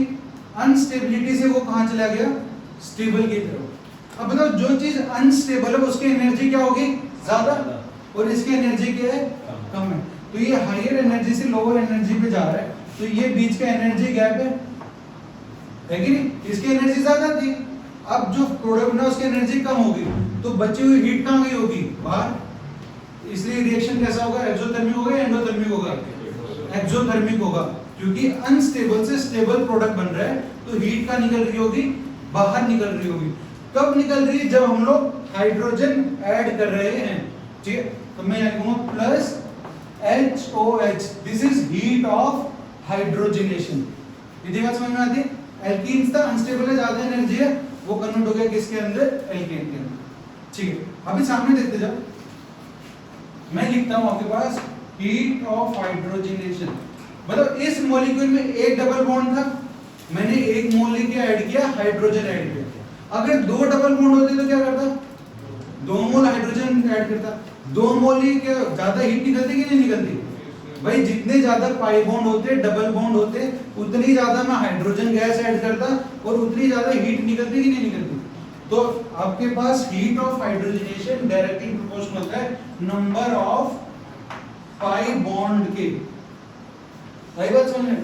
एग्जाम में आधे लोग तो कैलकुलेट करने बैठ जाते हैं, डाटा दिया होता है और कैलकुलेट करते हैं. आपको ऐसा कुछ करने की जरूरत ही नहीं है. आप देख लो जो डायग्राम बने हुए हैं, जिनके अंदर डबल बॉन्ड ज्यादा है, उसकी हीट ऑफ हाइड्रोजनेशन क्या होगी, ज्यादा. ठीक है, अब देखो मैं बोलता हूं आपके पास 2 एल्कीन्स हैं. आपके पास क्या है, 2 एल्कीन्स है. ये मेरा प्रोडक्ट बनने वाला है. ठीक है, ये प्रोडक्ट की एनर्जी है, फाइनली जो एल्कीन बनेगा. मेरी एक एल्कीन है जो यहां पर है, और एक एल्कीन क्या है, यहां पर. मतलब दोनों, अगर ये एल्कीन 1 है और ये एल्कीन मेरी 2 है, दोनों में से कौन सी ज्यादा स्टेबल एल्कीन होगी, A1, क्योंकि इसकी एनर्जी क्या है, कम है. प्रोडक्ट बन रहे हैं यहां पर आ रहे हैं, प्रोडक्ट बन रहा है यहां पर आ रहे हैं. बताओ कौन से में हीट ऑफ हाइड्रोजनेशन ज्यादा निकलेगी, A2 से क्या निकलेगी, मेरे पास ज्यादा निकलेगी, क्योंकि ये क्या है, अनस्टेबल है. अगर मेरी एल्कीन स्टेबल होगी तो हीट ऑफ हाइड्रोजनेशन ज्यादा होगी या कम होगी, कम होगी. बात समझ में आती है. तो क्या ये मेरा इनवर्सली प्रोपोर्शनल होगा स्टेबिलिटी ऑफ एल्कीन के, बोलो है ना. Heat of hydrogenation directly proportional होगा नंबर ऑफ पाई बॉन्ड से. अगर number of pi bond same है तो हम लोग क्या, वो इनवर्सली प्रोपोर्शनल है किसके, स्टेबिलिटी ऑफ एल्कीन्स के. अभी अभी हमने लिखा स्टेबिलिटी ऑफ एल्कीन्स कब ज्यादा होगी, जब उसके हाइपर कॉन्जुगेटिव स्ट्रक्चर क्या होंगे, ज्यादा होंगे. या फिर हम लोग कह सकते हैं वो मेरे पास नंबर ऑफ अल्फा हाइड्रोजन क्या होने चाहिए, ज्यादा होने चाहिए. तो क्या लिख दूं मैं, इनवर्सली प्रोपोर्शनल होगा नंबर ऑफ अल्फा हाइड्रोजन के, क्योंकि ये दोनों चीजें तो एक दूसरे से डायरेक्टली प्रोपोर्शनल है ना. स्टेबिलिटी ज्यादा होगी तो नंबर ऑफ अल्फा हाइड्रोजन भी क्या होंगे, ज्यादा होंगे. ये बात समझ में आ गई. इसको लिखो, फिर क्वेश्चन देता हूं.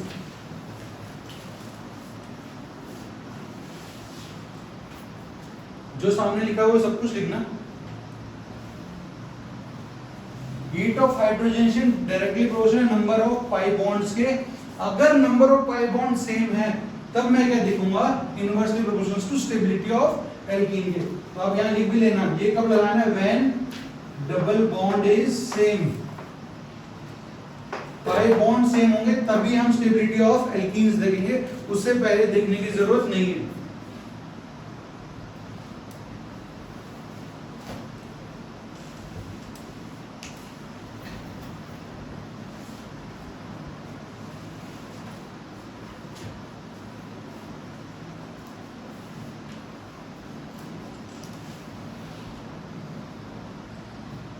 स्टेबिलिटी ऑफ एल्कीन के सामने लिख लो when double bond is same. मेरे को पता है गलती करोगे, डबल बॉन्ड सेम होंगे तो ही मुझे ये लगाना है।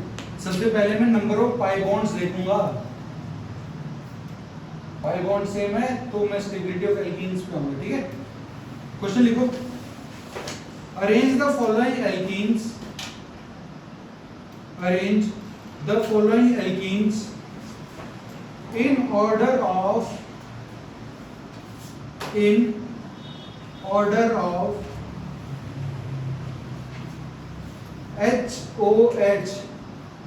HOH is heat of hydrogenation। ठीक है, अब मैं कुछ एल्कीन्स बनाऊंगा और आपको उनको HOH के ऑर्डर में क्या करना है, अरेंज करना है। पहले आप क्या देखोगे, number of pi bonds. Pi bond same है तो स्टेबिलिटी ऑफ एल्कीन देखोगे, कैसे, नंबर ऑफ अल्फा हाइड्रोजन को कैलकुलेट करके। अगर नंबर ऑफ अल्फा हाइड्रोजन ज्यादा है तो वो मेरे पास क्या होगा, ज्यादा स्टेबल होगा। ज्यादा स्टेबल होगा तो HOH उसका क्या होगा, कम होगा। ठीक है, देखो क्वेश्चन है, फर्स्ट क्वेश्चन है यहाँ पे,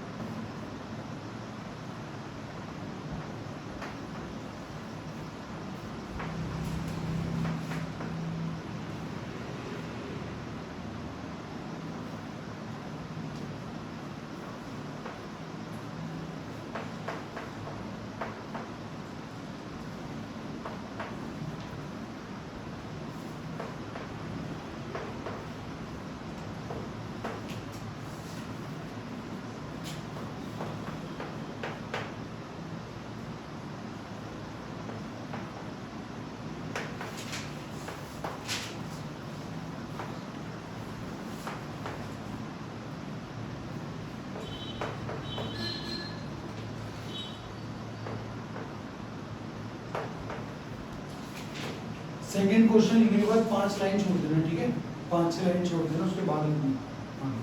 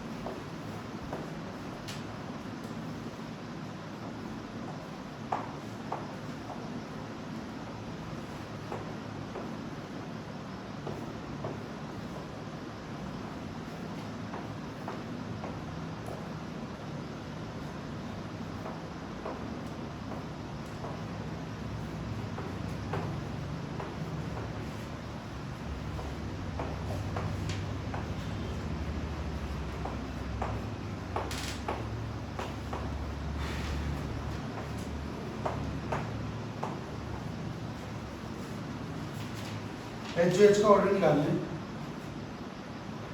या स्टेबिलिटी का निकालना, कोई फर्क नहीं पड़ता, उल्टा ही करना होता है।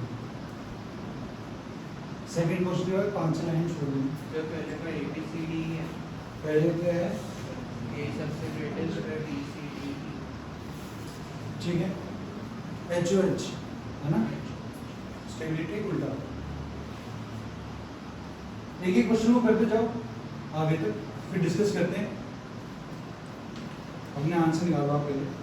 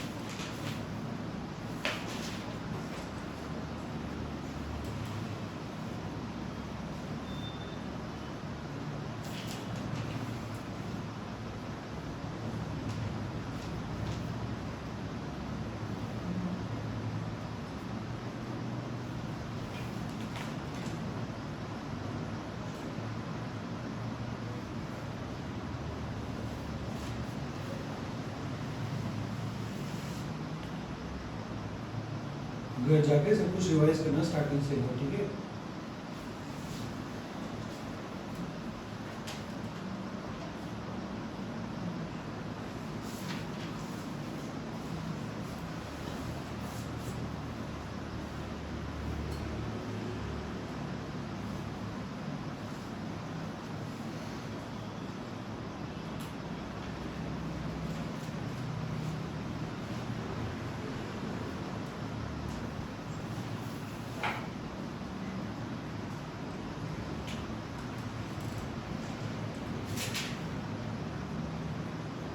सेकंड वाले का ADBC,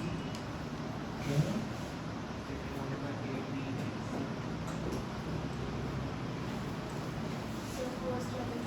ये डी है, ठीक है, फर्स्ट वाले का, ठीक है। फर्स्ट वाला कर लिया भाई। देखो मैं बता देता हूँ आपको क्या है। हम लोग देखें तो दोनों ही कार्बन कैसे हैं मेरे पास। पहली चीज जो सबके अंदर पाई बॉन्ड सेम है, जो कि एक है। अब मैं बात आऊंगा कि इसमें number of alpha hydrogen calculate करूंगा। ये भी sp2 है, ये भी sp2 है, बट इनके बगल में कोई भी sp3 कार्बन नहीं है, तो इसके पास कितने 0 अल्फा हाइड्रोजन। ये दोनों कार्बन मेरे कैसे हैं sp2, और इनके बगल में लगा हुआ ये अल्फा कार्बन जो कि कैसे है sp3। कितने हाइड्रोजन है इसके पास 3, तो यहाँ पर कितने 3 अल्फा हाइड्रोजन मेरे मौजूद है, ठीक है। यहाँ पर देखोगे तो ये दोनों कार्बन मेरे कैसे हैं sp2 हाइब्रिड है, ये अल्फा कार्बन और ये भी अल्फा कार्बन। 3 हाइड्रोजन यहाँ पर है, 3 यहाँ पर है, तो 6 अल्फा हाइड्रोजन मॉलिक्यूल प्रेजेंट है इसमें। यहाँ पर देखो ये दोनों कैसे हैं sp2, इसके बगल में लगा हुआ ये अल्फा, इसके बगल में ये अल्फा, इसके बगल में ये वाला अल्फा। 3 6 9, कितने यहाँ पर 9 अल्फा हाइड्रोजन। यहाँ पर देखोगे तो दोनों sp2, इसके बगल में alpha alpha alpha alpha, 3 6 9 12, 12 alpha hydrogen. 12 alpha hydrogen है, एल्कीन के पास, तो वो क्या होगी ज्यादा स्टेबल होगी। ज्यादा स्टेबल होगी तो HOH उसका क्या होगा कम होगा। तो HOH का जब हम लोग नाम लेंगे तब यहाँ पर ऑर्डर हो जाएगा, सबसे ज्यादा होगा A का, B C D E, और जहाँ पर हम लोग स्टेबिलिटी की बात अगर पूछी गई हो तो हम लोग बोलेंगे कि मेरे पास E सबसे ज्यादा स्टेबल है, फिर D C B और A स्टेबिलिटी ऑर्डर होगा। सेकंड का आंसर बताओ, स्टेबिलिटी बता दो पहले। चलो सबसे ज्यादा स्टेबल कौन आ रहा है इसमें से, क्या C सबसे ज्यादा स्टेबल आ रहा है, यहाँ B आ रहा है ना, दोनों गलत है। D सबसे ज्यादा स्टेबल होते हैं, क्यों, उसी के लिए मैंने जगह छोड़ने के लिए बोला था, ठीक है। देखो भाई सबसे पहले हर जगह पाई बॉन्ड क्या है मेरे सेम है, पाई बॉन्ड में तो कोई दिक्कत नहीं है, ठीक है। इसके बगल में ये कार्बन लगा हुआ है, कितने अल्फा हाइड्रोजन 2 अल्फा हाइड्रोजन है। वैसे आप देखोगे ना तो यहाँ पर आपके पास सारे ब्यूटीन है, सबका जनरल फॉर्मूला सेम है, C4H8, ठीक है, चारों एक दूसरे के क्या है, आइसोमर्स है, क्योंकि सबका जनरल फॉर्मूला C4H8 है। नॉर्मल ब्यूटीन है, सिस ब्यूटीन है, ट्रांस ब्यूटीन है और आइसो ब्यूटीन है, ठीक है। अब देखो ये दोनों sp2, इसी पर भी अल्फा और ये भी अल्फा, 3 + 3 6 अल्फा हाइड्रोजन यहाँ पर क्या है, प्रेजेंट है। यहाँ पर इन दोनों पे डबल बॉन्ड है, ये भी sp2 है और ये भी कैसा है, sp2। इसके बगल में लगा हुआ ये अल्फा कार्बन, इस कार्बन के बगल में लगा हुआ ये अल्फा कार्बन, sp2 के बगल में sp3, sp2 के बगल में sp3, 3 यहाँ पर 3 यहाँ पर, 6 अल्फा हाइड्रोजन। यहाँ पर बात करते हैं, दोनों sp2 है, sp2 के बगल में करना है sp3, sp2 के बगल में अल्फा कार्बन, 3 + 3 6 अल्फा। तो अब देखोगे भाई B, C और D तीनों में कितने अल्फा हाइड्रोजन है, 3 6 6। पहले तो सबसे लास्ट में कौन सा ऑप्शन हो गया, A। ये बात तो मेरी क्लियर होगी, A तो मेरा लास्ट में आएगा, ठीक है। अब B और C में देखो तो ये कैसी है, सिस, और ये कैसी है, ट्रांस। कौन ज्यादा स्टेबल होता है, ट्रांस ज्यादा स्टेबल होता है सिस से। क्यों, यहाँ पर इलेक्ट्रॉन्स बहुत सारे हैं, यहाँ पर ये एक इलेक्ट्रॉन, यहाँ पर एक अपोजिट डायरेक्शन में, इन दोनों के बीच में क्या होता है, रिपल्शन होता है, बट ये इसमें प्रेजेंट नहीं होता क्योंकि दोनों अपोजिट डायरेक्शन में प्रेजेंट होते हैं। ट्रांस हमेशा सिस से क्या होता है, ज्यादा स्टेबल होता है। अभी हम स्टेबिलिटी ऑर्डर लिख रहे हैं, ठीक है, HH के लिए उल्टा कर देंगे। तो मुझे एक बात यहाँ से ये पता चल गई कि भाई मेरा C तो B से क्या होगा, ज्यादा स्टेबल होगा। अब बात आती है D की, अगर D मेरा C से ज्यादा स्टेबल हो जाए तो वो तो क्या होगा, सबसे ज्यादा स्टेबल हो जाएगा। लेकिन अब बात आती है, हम लोग C और D के बारे में बात करें। sp2 के बगल में क्या प्रेजेंट है, sp3, sp2 के बगल में क्या है, sp3। ध्यान से देखना मैं क्या लिख रहा हूं सामने, ये हटा रहा हूं मैं, ये कार्बन को बड़ा बना के देख रहा हूं, कार्बन हाइड्रोजन हाइड्रोजन और हाइड्रोजन, ठीक है, डबल बॉन्ड सिंगल बॉन्ड, और यहाँ पर ये कैसा है, अल्फा कार्बन है, डबल sp2 के बगल में sp3 होता है, तो क्या होता है, हाइपर कॉन्जुगेशन। H+ बाहर निकाला मैंने, कार्बन पे कौन सा चार्ज आएगा, नेगेटिव चार्ज आएगा। Negative charge, single bond, double bond, क्या रेजोनेंस प्रेजेंट है? अगर मेरे पास है तो इसका हाइपर कॉन्जुगेटिव जब मैं स्ट्रक्चर बनाऊंगा तो ये इलेक्ट्रॉन पेयर यहाँ आएंगे और ये इलेक्ट्रॉन कहाँ चले जाएंगे, कार्बन के ऊपर। तो ये कैसे बनेगा, कार्बन पे नेगेटिव चार्ज, CH3 कार्बन, ठीक है, ये इलेक्ट्रॉन्स यहाँ पर आ गए, कार्बन हाइड्रोजन हाइड्रोजन लगा हुआ है, ये डबल बॉन्ड यहाँ पर आ गया, ठीक है, और ये हाइड्रोजन यहाँ पर लगा हुआ है, और एक ये हाइड्रोजन यहाँ लगा। ये बना कि नहीं बना, कितनी बात समझ आती? ये कितना डिग्री कार्बन है, 2 डिग्री कार्बन है, जिसके ऊपर क्या है, नेगेटिव। अब इसकी बात करते हैं,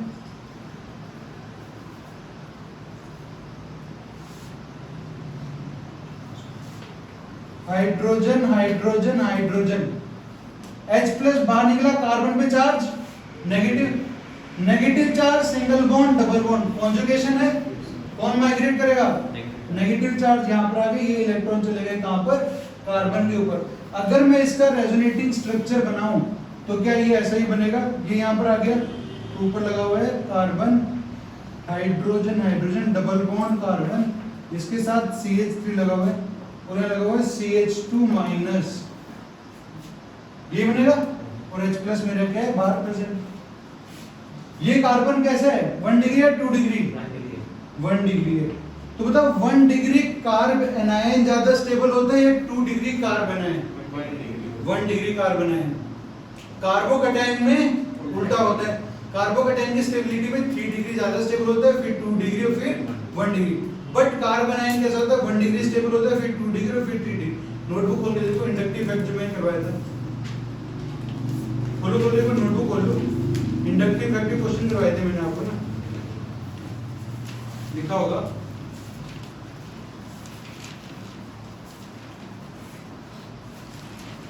और पीछे और पूछिए,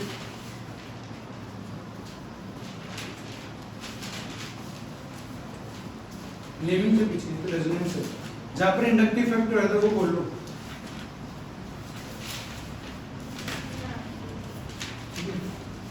यहाँ पर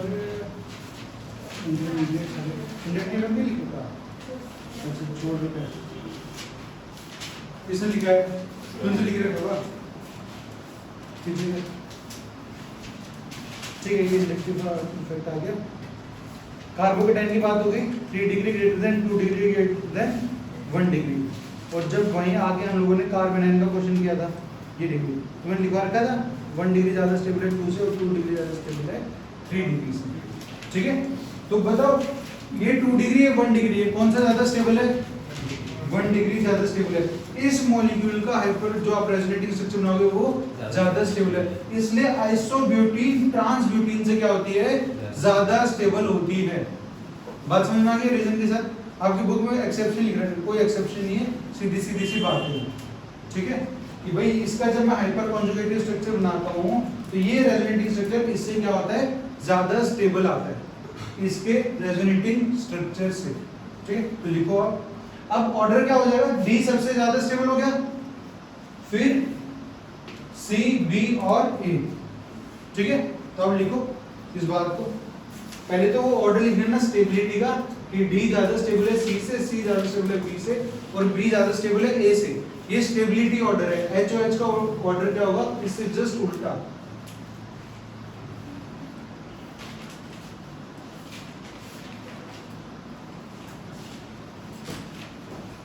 लिखो आप इसके नीचे जो मैंने अपनी लाइन छोड़ने के लिए बोला था, trans alkene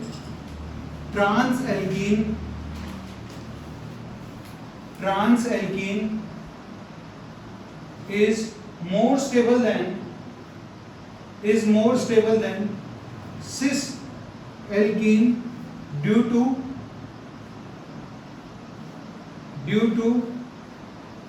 less steric hindrance का मतलब है रिपल्शन, ठीक है ना। जो मैंने आपको सिस और ट्रांस में बताया था ना कि यहाँ पे लेस स्टेरिक हिंड्रेंस होगा किसमें? ट्रांस में, इसलिए ट्रांस ज्यादा स्टेबल होता है किससे? सिस से।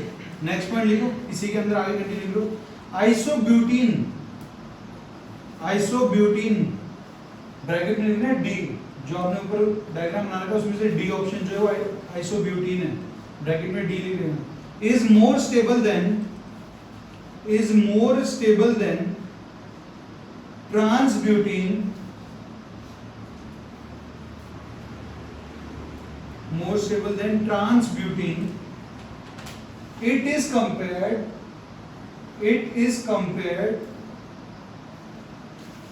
on the basis of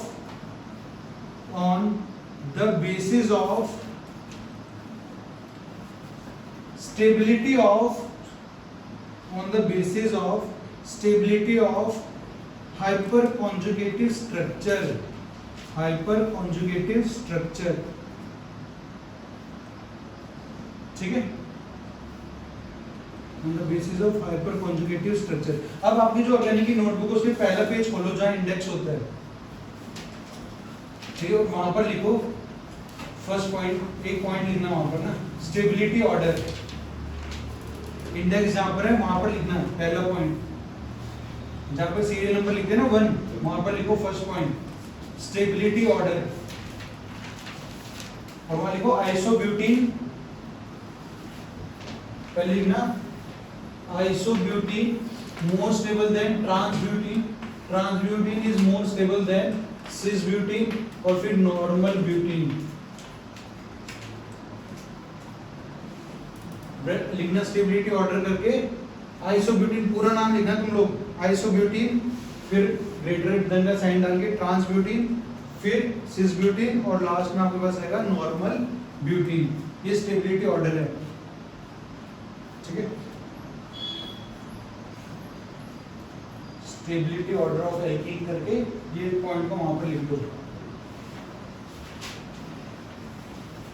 isobutene ज्यादा स्टेबल होता है ट्रांस से, ट्रांस ज्यादा सिस से, ठीक है, और सिस ज्यादा स्टेबल होता है किससे? एन ब्यूटीन से, ठीक। अब अगला क्वेश्चन करो, थर्ड क्वेश्चन, और लास्ट में फोर्थ क्वेश्चन, फिर छुट्टी हो। ये दो क्वेश्चन लिखना फटाफट।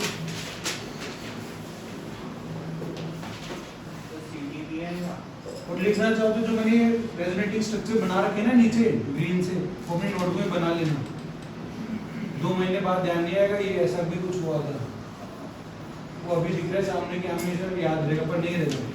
और इस पे शक हो तो आज से यही सोच लो 2 महीने पहले क्या पढ़ा था, याद है? आपने बॉन्ड बनाया वो एल्काइल ग्रुप अटैच है ना, हाँ, मीथेन हो गया ना, हमेशा ग्रुप ये मीथेन है, इसके बगल में कार्बन है, कार्बन पे क्या लगेंगे 3 हाइड्रोजन, मीथेन ग्रुप लगेगा, ठीक है।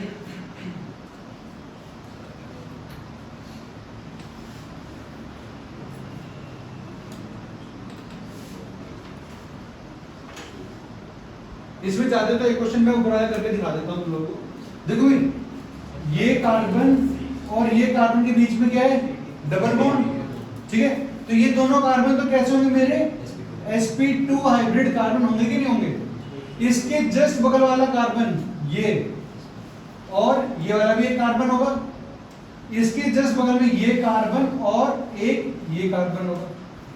मतलब इस कार्बन पे कितने हाइड्रोजन होंगे, सामने देखो, इस कार्बन पे कितने हाइड्रोजन होंगे, 2, ठीक है। क्यों, इसे 2 बॉन्ड तो बना रखे, बाकी 2 पे हाइड्रोजन लगे होंगे, तो 2 यहाँ होंगे, 2 यहाँ होंगे। इस कार्बन पे कितने हाइड्रोजन होंगे, 3, क्योंकि एक ही बॉन्ड बना रखा तो बाकी तो 3 होंगे।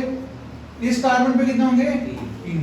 टोटल 3 + 2 5, 5 + 2 7, 7 + 3 10। तो इसके पास कितने अल्फा हाइड्रोजन है, 10 अल्फा हाइड्रोजन। इस मॉलिक्यूल के लिए कैलकुलेट करते हैं हम लोग, इस कार्बन और इस कार्बन के बीच में डबल बॉन्ड प्रेजेंट है, तो जो ये ग्रीन वाले मैंने हाईलाइट किए, इनसे जो जो कार्बन अटैच्ड है, एक तो ये अटैच्ड है, इस वाले से ये वाला अटैच्ड है, और इससे ये अटैच्ड। इसके पास कितने हाइड्रोजन होंगे, 2, इसके पास 3, और इसके पास 1, क्योंकि पहले से 3 बॉन्ड बना चुका है, तो इसके पास 1 होगा।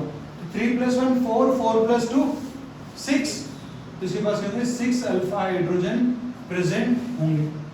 अब इसमें देखो सामने ये दोनों कार्बन है, इनसे अटैच वाला ये अल्फा कार्बन और ये वाला अल्फा कार्बन, इस पे भी एक हाइड्रोजन होगा और इस पे भी एक, तो 2 अल्फा हाइड्रोजन प्रेजेंट होंगे।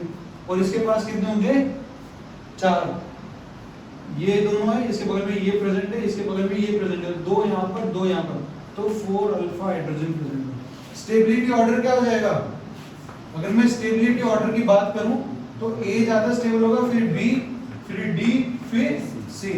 बट मुझे क्या निकालना था, HOH, उल्टा हो जाएगा, A सबसे कम, फिर B, फिर D, फिर C।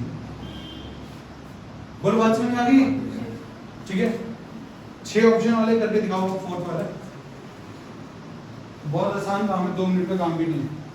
अब मुझे स्टेबिलिटी ऑर्डर बताओ इसका, 4th वाले पार्ट, 4th क्वेश्चन का।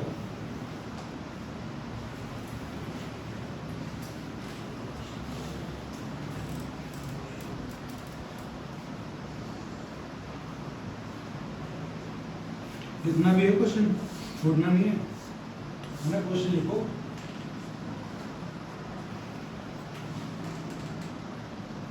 कोई डाउट है या शायद समझ,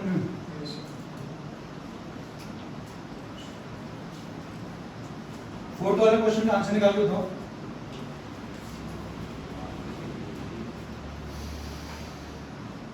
अरे हमने फिर 4th वाले का आंसर निकाल के बताओ।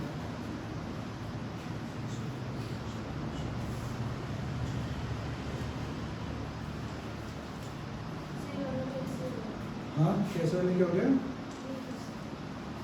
सेम ऊपर वाले जैसे क्या वैसे करना।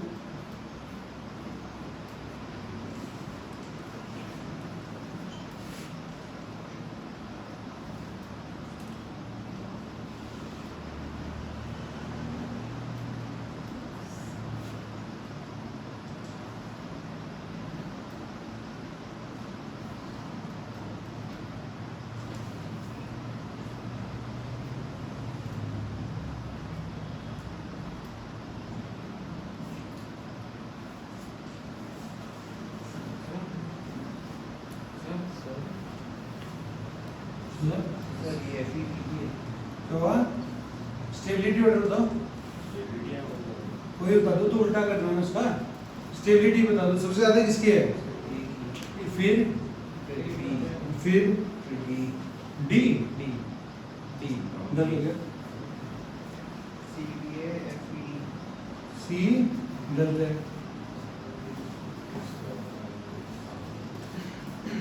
सी तो शुरू में है ही नहीं। लास्ट में उसमें स्टार्टिंग नहीं हुआ क्या? फिनिश में होगा स्टार्टिंग में। सबसे ज्यादा इफेक्टिव कौन होता है पावर्स के अंदर? हम लोग देखते हैं तो सबसे ज्यादा कौन होता है पावरफुल? रेजोनेंस। क्या ऊपर वाले तीनों में रेजोनेंस है? Double bond single bond double bond double bond single bond double bond double bond single bond double bond. क्या नीचे वाले तीनों में रेजोनेंस है? नहीं है। तो ऊपर वाले तीन ए बी सी तो ज्यादा बड़े होंगे किससे? डी ई एफ से। इतनी बात तो कंफर्म हो गई क्योंकि ऊपर वाले में रेजोनेंस है, नीचे वाले में नहीं है। अब ए बी सी में कैसे कंपेयर करते हो और डी ई एफ में कैसे करोगे तो हम लोग क्या देखेंगे? हाइपर कॉन्जुगेटिव स्ट्रक्चर देखेंगे। अल्फा हाइड्रोजन कैलकुलेट करो और फिर उनको अरेंज करो। तो सिंपल सा तो क्वेश्चन है ना, सिंपल बता देना आंसर। ये एचओएच का ऑर्डर बता रहे हाँ एचओएच का ऑर्डर तो उल्टा ही है ऐसे भाई। पाई बॉन्ड तो सब में सेम है ना, दो दो पाई बॉन्ड है तो पाई बॉन्ड तो सेम हो गए। दूसरी बात क्या होगी? Stability of alkenes. जो स्टेबिलिटी ऑफ एल्कीन्स आएगा उसे उल्टा कर दो।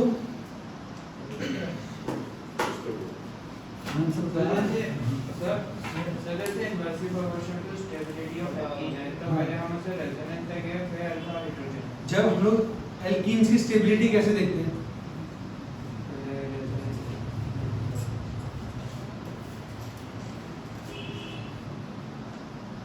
तो इस मॉलिक्यूल के बारे में सोच। रेजोनेंस हो रहा है, यहाँ तो रेजोनेंस नहीं हो रहा है, तो रेजोनेंस की पावर तो ज्यादा होती है तो यहाँ रेजोनेंस आ जाएगा। अब जब रेजोनेंस इन दोनों में है तो फिर हम लोग क्या देखेंगे? Hyper conjugative structure. Hyper conjugation भी सेम होता तो फिर हम क्या देखते हैं? Inductive factor. सब पावर मतलब स्टेबिलिटी। हाँ पावर मतलब स्टेबिलिटी नहीं है। पावर का मतलब क्या है कि रेजोनेंस की पावर ज्यादा होती है किससे? इस अपने हाइपर कॉन्जुगेशन से। मतलब मोर इफेक्टिव से। पावर और स्टेबिलिटी में कोई रिलेशन है? बिल्कुल अलग अलग चीजें, कोई मतलब ही नहीं है एक दूसरे से। सर एचओएच का ऑर्डर एफईडीसीबीए है। हां भाई ठीक है, तो भैया क्यों? देखो भाई ध्यान से सामने देखना। पहली चीज डबल बॉन्ड दो है सब में। जब मुझे एचओएच कैलकुलेट करना था सबसे पहले क्या देखूंगा? Number of pi bonds. सब में पाई बॉन्ड दो है तो ये तो मेरे पास बराबर है। अब जब मेरे पास number of double bond same है तो अगली चीज मैं क्या कंपेयर करूंगा? Stability of alkenes. और उससे क्या होगा? Inversely proportional. तो पहले मैं स्टेबिलिटी ऑफ एल्कीन्स निकालूंगा। Double bond single bond double bond resonance है। Double bond single bond double bond क्या है? Resonance. Double bond single bond double bond क्या है? Resonance. Double bond single bond खत्म हो गया resonance. Double bond single bond resonance खत्म। Double bond single bond resonance खत्म। मतलब ए बी सी में तो रेजोनेंस होगा बट डी ई और एफ में रेजोनेंस नहीं। तो इसका मतलब ये हो गया A B C D E F से तो ज्यादा होंगे। अब मैं पहले ए बी सी में कंपैरिजन कर लेता हूं। इन दोनों के बीच में पाई बॉन्ड है तो इन दोनों के बीच में और इन दोनों के बीच। इससे अटैच्ड ये वाला कार्बन है, इससे अटैच्ड ये वाला कार्बन, इससे अटैच्ड ये वाला कार्बन है, इससे अटैच्ड ये 3 + 3 6 7 8 9 10 अल्फा हाइड्रोजन है। इसके पास कितने होंगे? ये दोनों पाई बॉन्ड। इससे बगल में ये है और इसके बगल में ये है और इसके बगल में ये वाला पर एक। अब sp2 के बगल में sp2 है वो तो कैलकुलेट नहीं करना, मुझे तो sp3 देखना है। इसके बगल में ये, यहाँ पर 3, यहाँ पर 1 और यहाँ पर 2, तो टोटल कितना होंगे? 6 अल्फा हाइड्रोजन। यहाँ पर देखो इसके बगल में ये है और इसके बगल में ये है तो यहाँ पर कितने हैं? सिर्फ 2 अल्फा हाइड्रोजन प्रेजेंट हैं। आते इसके अंदर इसके बगल में ये, इसके बगल में ये, यहाँ पर एक ये है और एक यहाँ पर है। 3 + 3 6 7 8 9 10 अल्फा हाइड्रोजन हो गए। ये कैलकुलेट करना आ रहा है ना? ठीक है, ये यहाँ पर है और एक यहाँ पर, इसके बगल में एक यहाँ पर, इसके बगल में एक यहाँ पर और इसके बगल में एक यहाँ पर। एक यहाँ पर होगा, 3 यहाँ पर होंगे, 4 और 2 यहाँ पर, 6 अल्फा हाइड्रोजन। यहाँ पर आ जाओ, ये दोनों, एक यहाँ पर होगा और एक यहाँ पर होगा, 2 अल्फा हाइड्रोजन। तो यहाँ पर क्या हो जाएगा? ए बी से ज्यादा स्टेबल, बी सी से स्टेबल, डी ई से स्टेबल और ई एफ से स्टेबल होगा। और मेरा सी ज्यादा स्टेबल होगा किससे? डी से। क्यों? क्योंकि सी में हो रहा है मेरे पास रेजोनेंस और जो कि डी में नहीं हो रहा। तो जब स्टेबिलिटी ऑर्डर की बात करेंगे तो A greater than B greater than C greater than D E F, ये तो स्टेबिलिटी का ऑर्डर है। और एच ओ एच का ऑर्डर क्या होगा? इससे उल्टा, ए बी सी डी ई और एफ, एफ का सबसे ज्यादा हो जाएगा और ए का क्या होगा, सबसे कम होगा। आगे बात समझ में? बस आज के लिए इतना ही।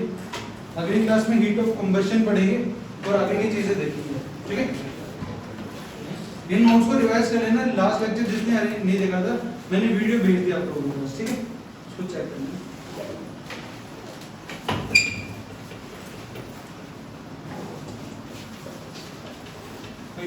ओके।